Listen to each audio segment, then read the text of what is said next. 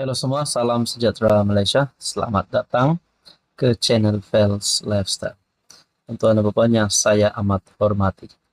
Agak-agaknya selepas ini siapa yang akan dibersihkan oleh SPRM? Adakah mana-mana YB, Datuk-Datuk, Tan Sri, ahli parlimen, ahli Dewan Undangan Negeri, siapapun juga pemimpin di negara ini yang didapati kotor, sakau, terlibat dengan jerung ataupun rasuah, memang perlu dibersihkan. Namun persoalannya, siapakah giliran pemimpin yang seterusnya akan dibersihkan? Namun saudara-saudara, sebelum mana-mana pemimpin dibersihkan, SPRM dalam satu kenyataan dikongsikan melalui sinar harian bertarik 23 Oktober. Siapa pula akan dibersihkan SPRM selepas ini? Harapkan pagar makan padi. Itu yang dapat digambarkan terhadap tindakan tali barut terdiri daripada beberapa pegawai dan anggota yang telah mencemarkan susu sebelanga dalam Jabatan Imigresen Malaysia. Pendedahan secara eksklusif kenyataan Ketua Pesuruhjaya SPRM Tan Sri Azam Baki menerusi dokumentari bertajuk Tali Barut yang disiarkan dalam segmen Extra 360 di saluran YouTube Sinar Harian pada Isnin malam membuktikan integriti mereka yang terlibat terhapus setelah menjadi hamba kepada wang ringgit. Semua itu diceritakan selepas SPRM pada 18 September lalu menahan 49 pegawai JIM dan seorang sarjan polis wanita, 2 ejen serta 8 keldai akaun kerana disyaki bersekongkol dengan sindiket membawa masuk warga asing menerusi operasi counter setting atau counter laluan khas di pintu masuk negara. Nilai rampasan wang ringgit pula bukan calang-calang, iaitu lebih RM500,000 ditemui di dalam bagasi milik seorang pegawai kanan wanita grade KP22 JIM di Pahang dan hampir RM250,000 dijumpai di bawah katil bilik tidur pegawai imigresen grade KP19 yang kini bertugas di Melaka. Jumlah keseluruhan sitaan termasuk barang kemas, kenderaan dan akaun bank adalah lebih RM3.6 juta.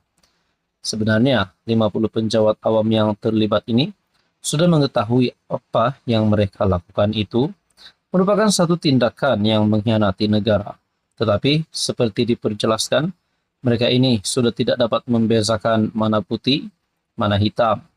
Tertangkapnya mereka ini adalah hasil daripada kerjasama perbincangan sulit SPRM dengan bekas Ketua Pengarah JIM Datuk Roslin Jusof selain maklumat dalaman daripada beberapa pegawai jabatan berkenaan. Mereka lah yang diberi kepercayaan tanggungjawab amanah, tapi mereka jugalah yang memecahkan kepercayaan ini. Dan pada akhirnya inilah yang SPRM akan bersihkan. Saudara-saudara, berbalik kepada persoalan yang awal tadi. Anda rasa siapapun juga pemimpin di dalam negara ini, tak kira penjawat awam, kalau kotor tetap perlu dibersihkan.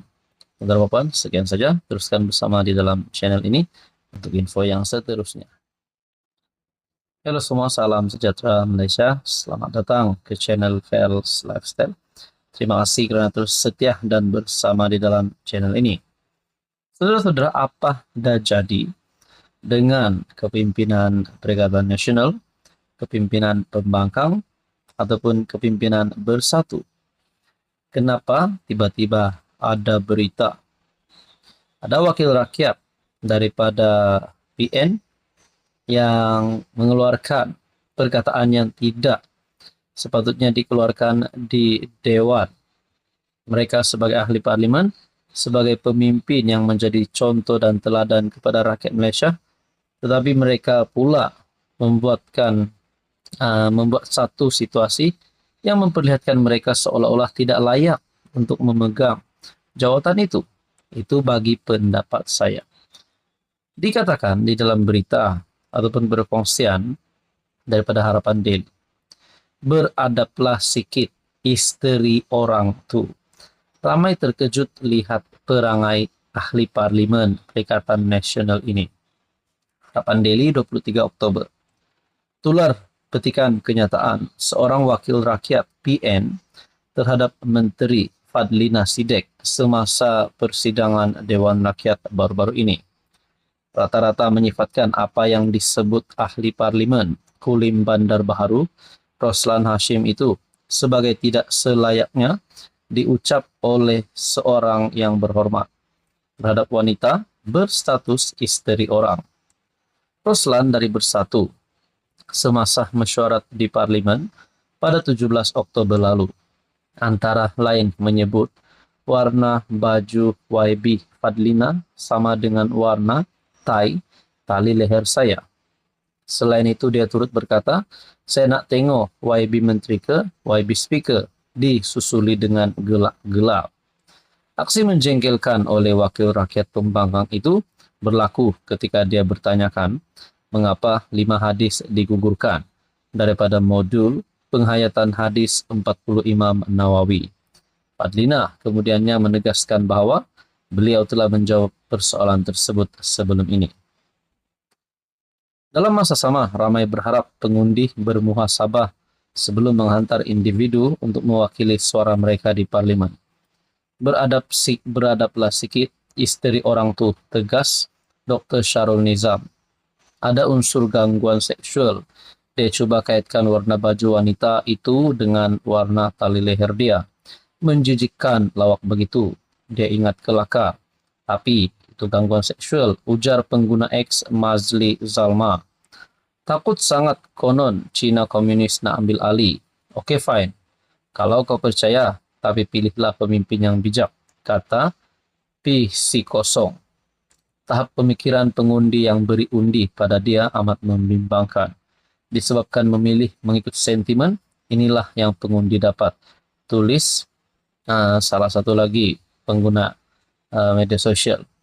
Saudara-saudara yang amat dihormati, tuan-tuan dan puan, selain daripada ini, rupanya terdapat satu lagi berita yang menyebut ahli parlimen daripada PN. Dikongsikan melalui Malaysia Kini bertarikh 23 Oktober. Chong Mahu MP sebut PUND K Mamak Pasembur dikenakan tindakan. Chong Zemin hari ini mengemukakan notis kepada Dewan Rakyat untuk merujuk 2 ahli parlimen PN ke jawatan kuasa hak dan kebebasan parlimen. Katanya, usul tersebut diserahkan kepada Setiausaha Dewan Rakyat tengah hari tadi. Langkah diambil oleh ahli parlimen Kampar itu dibuat dengan merujuk kepada penggunaan kata-kata yang dianggap melanggar etika parlimen, disebutkan pembangkang. Bercakap kepada media, Chong berkata, insiden pertama berlaku pada jam 12.30 tengah hari kemarin apabila Rosol Wahid PN Hulu Terengganu dengan bersahaja menyebut perkataan mencarut. Membacakan petikan yang disiarkan dalam Hansard Parlimen, Chong berkata, Rosol menyebutkan banyak cukai akan dibebankan di atas pundak rakyat, bukan PUNDK, ya, pundak. Ketika itu, Rosol mencela Hamzah Zainuddin yang berucap membahaskan belanjawan 2025. Insiden kedua, beberapa jam kemudian pada hari sama, melibatkan Afnan Hamimi, Taib Azamuddin, PN Alur Setar, yang berucap dengan menyatakan rasa kurang senang terhadap tindak tanduk Perdana Menteri. Jadi saudara-saudara yang amat dihormati, adakah kedua-dua ahli parlimen ini berisiko untuk digantung, dipecat ataupun bakal menerima tindakan undang-undang? Saudara-saudara, menurut Anda, apa komen Anda?